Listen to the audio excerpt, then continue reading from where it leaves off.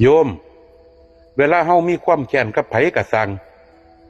เฮาบ่ต้องไปแก้แค้นให้เสียเวลาชีวิตดอกความแค้นเนี่ยมันเฮ็ดข้อเสียให้เฮานี่หลายข้อเด้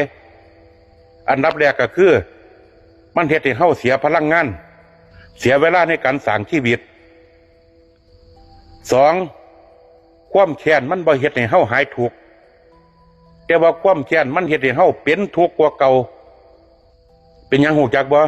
ในใจคิดตั้งแต่อยากตีอยากฆ่าเขาอยากทำลายชีวิตเขาขึ้นข้อที่สามก็คือเสียสุขภาพจิตของเจ้าของนอนกับบ่หลับย่ำมาขึ้นกัดเกี่ยวยุกวดกวดอยู่เพราะว่ามีแต่ความแค้นข้อที่สี่ต้องสูญเสียบางสิ่งบางอย่างที่เจ้าของสิได้รับเพราะว่าแต่ละมือแต่ละเว้นนี่บ่เฮ็ดหยังเด้หาแต่วิธีแก้แค้นเพิ่นก็จังว่าให้เฮาถอยออกมาเฮาอย่าไปเสียเวลาทุกสิ่งทุกอย่างมันเกิดขึ้นแต่กรรมที่เฮากับเขาเคยสร้างร่วมกันมาถ้าเฮามัวแต่ไปแก้แค้นเขากรรมมันก็บ่จบบ่สิ้นทุกสิ่งทุกอย่างปล่อยให้กรรมทำงานเขาเห็นเฮาจังไดเขาก็สิได้รับจังซั่นล่ะ